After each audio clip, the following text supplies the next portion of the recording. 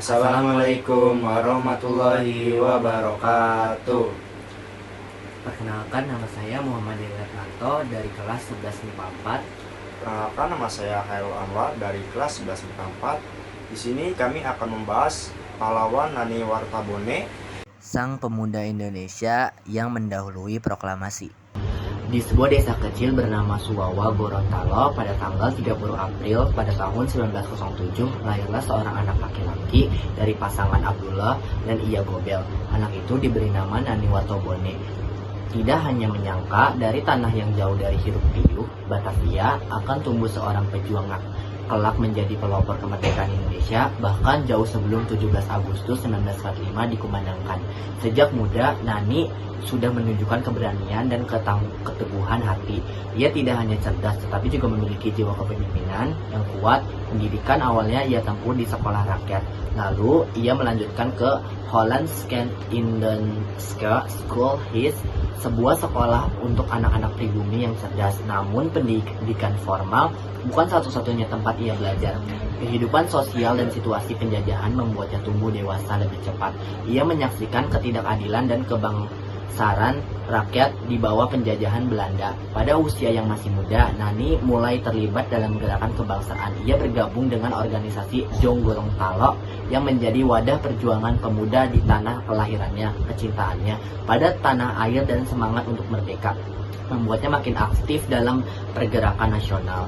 Ia sempat merantau ke Jawa dan bergabung dengan Partai Nasional Indonesia (PNI) yang didirikan oleh Bung Karno. Di sanalah wawasan dan keberaniannya semakin terasa. Namun, kisah luar biasa Nani Wartabone terjadi di tanah kelahirannya sendiri.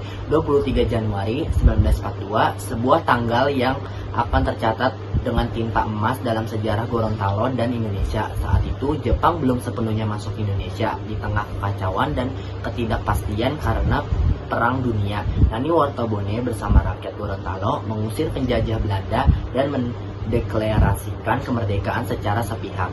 Ia berdiri tegak dan menyatakan pada hari ini, 23 Januari 1942, Indonesia di daerah Gorontalo telah merdeka. Sebuah pernyataan yang mengguncang dan mencengangkan. 3 tahun sebelum Soekarno-Hatta memproklamasikan kemerdekaan di Jakarta, Nani Wartabone telah berani memproklamasikan kemerdekaan di timur Indonesia. Ia tidak menunggu momentum, tidak menunggu restu dari kekuatan besar. Ia percaya bahwa kemerdekaan adalah hak yang harus diperjuangkan, bukan ditunggu. Tindakan heroik ini membuatnya dikenal sebagai pelopor kemerdekaan di Sulawesi. Meski kemudian Jepang masuk dan kembali mengambil alih, semangat kemerdekaan yang telah dinyatakan oleh Nani Wartabone tidak pernah padam.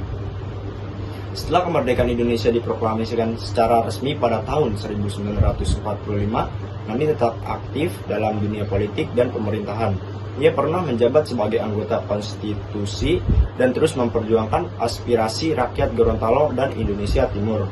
Namun, seperti banyak pahlawan lainnya, hidupnya tidak selalu mudah. Ia sempat ditangkap dan dipenjara oleh Belanda saat agresi militer. Namun, ia tetap teguh.